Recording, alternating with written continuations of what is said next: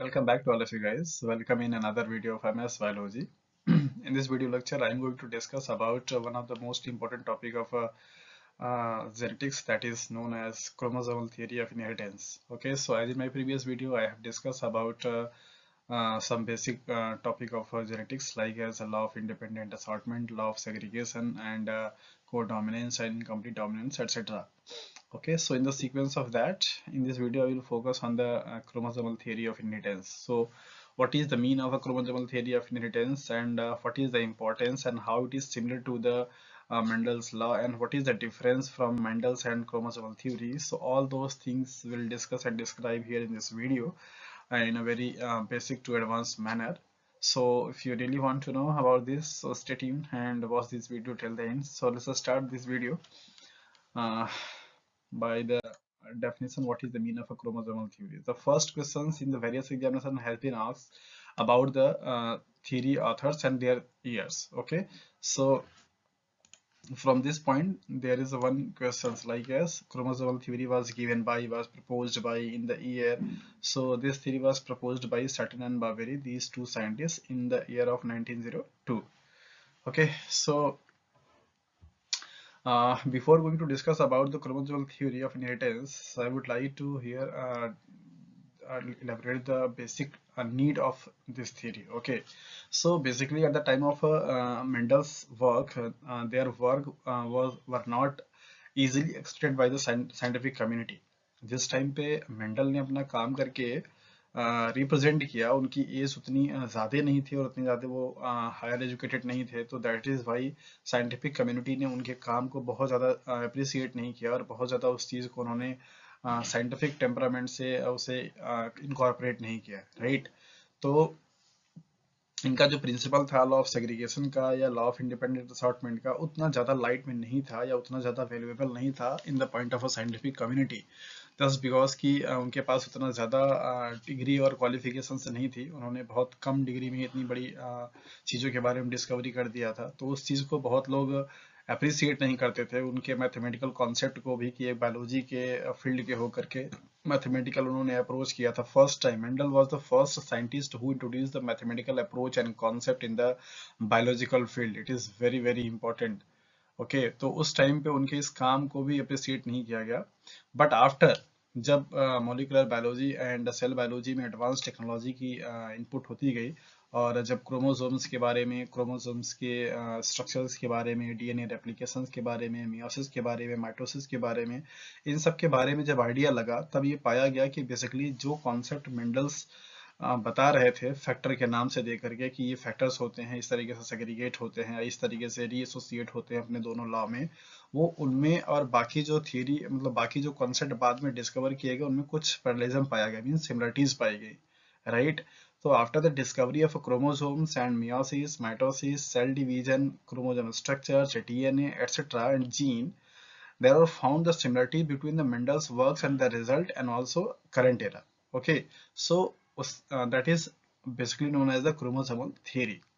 So chromosomal theory का जो basic concept है वो क्या है, कि मेंडल्स के काम को एट द टाइम जब मेंडल ने डिस्कवर किया, तो उस टाइम पे उस चीज को अप्रिसिएट नहीं किया गया, लेकिन एडवांस टूल्स एंड टेक्निक का डेवलपमेंट होने के बाद जब molecular biology and cell biology में chromosomes, meiosis, mitosis, cell division, chromatin, इन सब के स्ट्रक्चर्स के बारे में डिस्कवरी किया गया और पाया गया, तब ये देखा गया कि मेंडल ने जो बहुत पहले काम करके बताया हुआ था, जिस तरीके से उन्होंने रूल दिया हुआ था कि हाँ कैसे सेग्रीगेट होते हैं या किस तरीके से इंडिपेंडेंटली असॉर्ट होते हैं एक दूसरे से, वो सारी चीजें क्या हो रही थी, सिमिलर आ रही थी, मीन सिमिलरिटी शो हो रही थी। इसी चीज को बेसिकली हम क्रोमोसोमल थ्योरी के नाम से जानते हैं।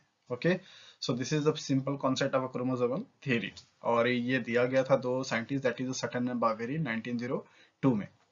ओके, इसके जो की पॉइंट्स है वो क्या है, दैट इज जैसे यहाँ की मेंशन है, basically Mendelian factors are located on the chromosomes, which show segregations and independent assortment at the time of a transmissions from one generation to the another generation. इसी बात को क्रोमोसोमल थ्योरी भी proof करती है, जो कि पहले मेंडल ने बताया था, कि मेंडल के जो फैक्टर, जिस फैक्टर की वो बात कर रहे थे, आज के डेट में उसको हम जीन के नाम से जानते हैं, और आपने ये जान लिया, ये एक जो जीन होता है वो बेसिकली दो एलील से मिल करके बना होता है। मैक्सिमम टाइम आपको ये रिपीट करा चुका हूँ, one gene that is have two alleles. So जिस चीज को मेंडल ने उस टाइम पे फैक्टर दिया था, क्योंकि बहुत इंफॉर्मेशन उनके पास नहीं थी, उसी चीज को बाद में चल करके आज की डेट में हम लोग क्या बोलते हैं, दैट इज द जीन्स बोलते हैं।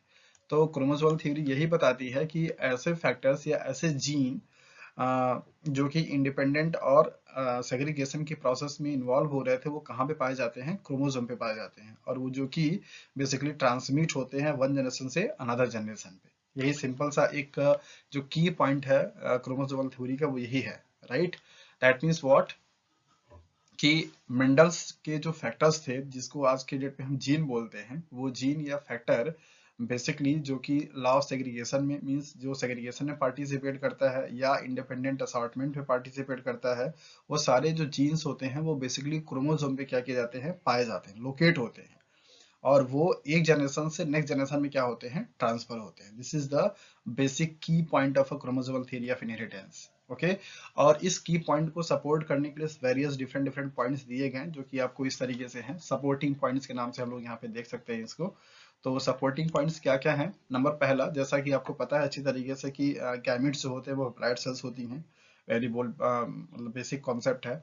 और टू टाइप के गैमेट्स होते हैं, male gametes and female gametes. अगर हम लोग अपनी बात करें तो male gametes that is the sperm, और female gamete that is the ova. Okay, so supporting points इसको क्या बताता है कि gametes are the bridge between one generation to another generation. Means वो गैमेट ही एक ऐसा फैक्टर है जो कि बेसिकली एक जनरेशन से नेक्स्ट जनरेशन में जो चीजों का ट्रांसफर हो रहा है, वो क्या हो रहा है, ट्रांसफर हो रहा है, क्योंकि जो नेक्स्ट एफ मतलब जो जनरेशन बन रही है वो just because of the gamete cells के फ्यूजन होने से, राइट। जैसा कि हम लोग रिप्रोडक्शन के प्रोसेस में जानते हैं कि जो गैमिट सेल्स होती हैं, जब उनका क्या होता है, सपोज अगर ये दोनों गैमिट सेल्स हैं और इनका आपस में क्या हो जाए, यहाँ पे फ्यूजन हो जाए, और बेसिकली ये क्या बनाएगा, एक सेल्स बनाएगा, जिसको हम क्या बोलते हैं, जाइगोट बोलते हैं। और इसी जाइगोट का फर्दर डेवलपमेंट होकर के क्या बनेगा, आपका मोरुला बन जाएगा, फिर ब्लास्टुला बन जाएगा, फिर इसके बाद एम्ब्रियो बन जाएगा, फिर इसके बाद ऑर्गन्स का डेवलपमेंट हो जाएगा, एंड फाइनली एक न्यू यंग वंस क्या होता है, फॉर्म्ड हो जाता है, राइट। तो बेसिकली इस पॉइंट से मतलब क्या है कि जो गैमिट सेल्स होते हैं वही एक जनरेशन, जो कि एक जनरेशन ये हो गई, नेक्स्ट जनरेशन आपका ये होगा, इन दोनों के बीच बीच में जो ब्रिजिंग का काम करता है, दैट मीन्स जो एक दूसरे को लिंक करने का काम करता है, वो क्या है, दैट इज द गैमिट्स है।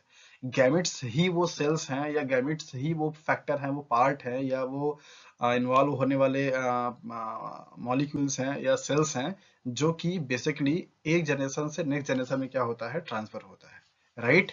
फर्स्ट थिंग, जैसा कि आपको पता है कि इस गैमेट में बेसिकली क्या होते हैं, हैप्लॉइड नंबर ऑफ क्रोमोसोम्स होते हैं। दैट मींस अगर किसी भी इंडिविजुअल्स का जो डिप्लॉयड सेल्स है, उस पे जितना क्रोमोसोम्स होगा उसका जस्ट हाफ क्या होगा, गैमेट सेल्स में होगा, क्योंकि यहाँ पे क्या होता है, मियोसिस डिवीजन होती है। सपोज अगर हम लोग यहाँ पे देख लें कि ये कोई नॉर्मल सेल्स है, राइट, और इस नॉर्मल सेल्स से बेसिकली अगर ये गैमेट का फॉर्मेशन हो रहा है, तो यहाँ पे क्या होगा, मियोसिस सेल डिवीजन किया जाता है, होता है, राइट। और मियोसिस सेल डिवीजन जैसा कि हम जानते हैं रिडक्शन सेल डिवीजन होता है, तो यहाँ से नंबर ऑफ क्रोमोसोम्स क्या हो जाते हैं, एन हो जाते हैं, जबकि यहाँ पे कितना होगा, दैट इज 2n होता है, राइट। तो इस तरीके से n number of chromosomes mother से और n number of chromosomes father से मिल करके बेसिकली यहाँ पे बनाता है क्या है, that is 2n number of chromosomes. और इसी जाइगोट सेल्स से बेसिकली क्या होगा, पूरे के पूरे इंडिविजुअल का डेवलपमेंट होता है, जिसे हम कैस्ट्रेशन पीरियड के नाम से जानते हैं। तो गैमेट जो सेल्स होती है उसके पास हैप्लॉइड नंबर ऑफ क्रोमोसोम्स होता है, that means single set of chromosomes होता है। और किसी भी न्यू इंडिविजुअल्स में के जेनेटिकल मटेरियल में या जेनेटिकल कंपोजिशन में दोनों ही पेरेंट्स का क्या होता है, इक्वल डिस्ट्रीब्यूशन होते हैं, राइट। दैट मींस 50% आपके पेरेंट्स मदर से होगा और 50% क्या होगा, आपका फादर से होगा। इन दोनों का जेनेटिक मटेरियल एक तरीके से रिकॉन्स्टिट्यूएंट्स होकर के उस ऑफस्प्रिंग के इंडिविजुअल का जेनेटिक कंपोजिशन क्या होता है, बनाता है। और जैसा कि आपको पता है कि हाँ, जो क्रॉसिंग ओवर होती है, मतलब जो मियोसिस होता है उसमें क्रॉसिंग ओवर होते हैं, दैट इज वाई ये जो इंडिविजुअल्स होगा वो बेसिकली अपने पेरेंट के एग्जैक्टली कॉपी नहीं होता है, राइट। वो सिमिलर होता है, कुछ परसेंट में उसकी सिमिलरिटीज होती हैं, जैसे उनके हाइट का सिमिलरिटी हो सकता है, या फिर उनके कलर का सिमिलरिटी हो सकता है, उनके हेयर के कलर की सिमिलरिटी हो सकती है, राइट। बट एग्जैक्टली कॉपी नहीं होता, that is because of the crossing over. Crossing over हो जाने की वजह से वहाँ पे क्या होता है, रिकॉम्बिनेशन होते हैं, तो अलग अलग कंबाइंड बन जाता है। ये चीज आप अगर रिलेट करेंगे तो बेसिकली आप लॉ ऑफ इंडिपेंडेंट असॉर्टमेंट से समझ सकते हैं कि जैसा पेरेंट्स में हमने देखा था कि सिर्फ वहाँ पे yellow and round green wrinkle होता था, जबकि जो इंडिविजुअल्स बने आप उनके चाइल्ड F1 F2 जनरेशन में, वहां पे अलग कॉम्बिनेशन बने थे अदर देन पेरेंट्स वाले के।